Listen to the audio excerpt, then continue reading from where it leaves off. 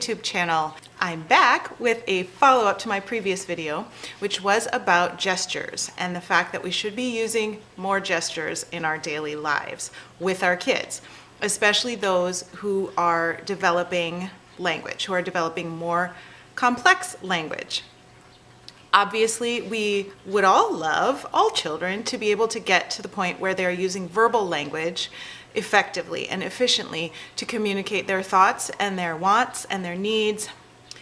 However, in the process of moving in that direction, a lot of people are afraid that by using more gestures and by responding to their children's gestures, they will inhibit that development. And it is not true. Let's see what the research says about gestures. And there is a blog post that goes along with this that is not mine. It is by the celebrated and wonderful author, Linda Hodgson. She wrote my very favorite book on visual strategies to support communication. She changed the trajectory of my professional career because I went to one of her conferences at a very early stage in my career. I think it was maybe year one of being a speech-language pathologist. And she very much inspired me and equipped me to be better at what I do. So thank you, Ms. Hodgson. I am eternally grateful, and so are all of the clients and students I have worked with because they got better care because of you. Number one, gestures are a bridge between nonverbal communication and verbal communication.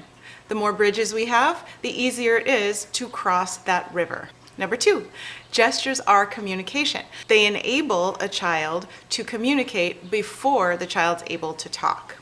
This is one of the reasons why some families choose to use something called baby sign.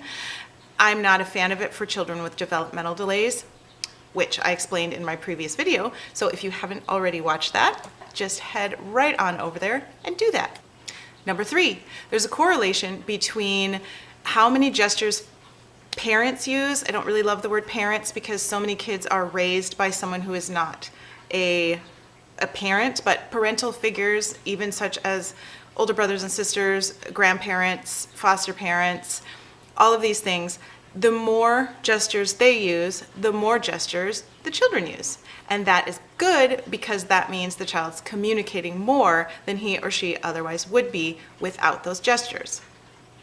Number four, when kids do use more gestures, they get better verbal feedback and communication with the communication partner, whether that's a parent or a grandparent or a teacher, which in turn supports communication development because we all know it's all about interaction, relationship, and the back and forth process that happens between communication partners.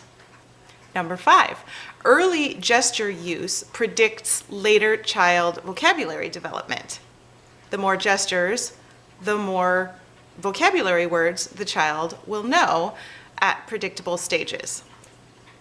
Those who use more gestures at 14 months have more vocabulary words in their lexicon at 54 months. So we want more vocabulary words. We want kids to be able to understand more and to use more words as early as possible. Number six, children naturally produce gestures when they are communicating, just as adults do. You'll find that a lot of the most expressive people naturally use their hands, naturally make a lot of facial expressions when we're speaking, especially on topics that are very important to us.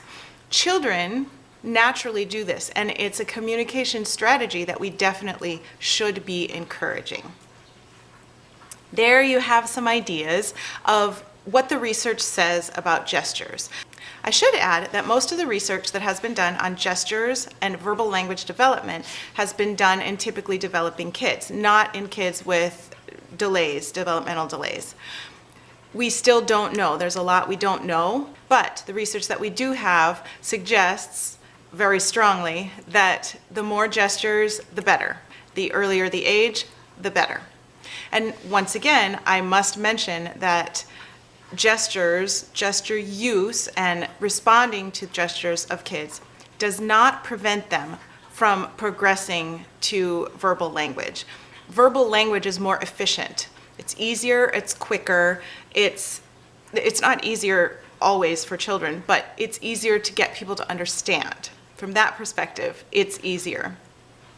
And therefore, kids will always want to progress in that direction.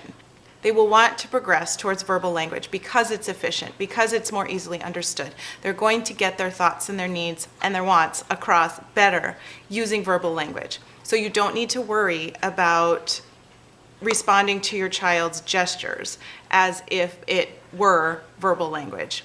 Do it. Use that as communication. Of course, we want to put all the additional supports in place, as I've mentioned in many videos, to make sure that our kids are able to move from one level of communication to the next. For example, communication books.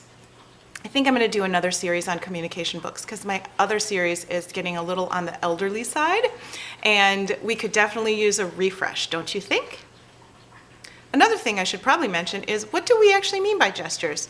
We mean nodding our head for yes, shaking our head for no, pointing to something that interests us or that we want, reaching for something, touching my head when it hurts, covering my ears when something's too loud, rubbing my tummy when I'm hungry, blowing kisses, waving hi, waving goodbye, saying all done or pushing something away, and playing patty cake or peekaboo. All of these are gestures that involve our facial features, our body, and our brains, of course. And they enable us to interact with another human being in a way that helps get our wants and needs met, that helps communicate affection, interest, and that moves the relationship forward. And that is all stuff that we want more of in our communication with our kids and our students. I hope this video gave you some things to think about today. I will put the article by Linda Hodgson down, linked in the box below. I did in my last video too, so you can find it either place. And I hope that you go over there and read that. She's an amazing, amazing professional, really good at what she does. She's been consistent over so many years getting this message out that kids need more visuals, and gestures are counted as a visual. Have a great day. Stay healthy. I hope you're not going stir crazy at home. I'll see you in my next video. Bye.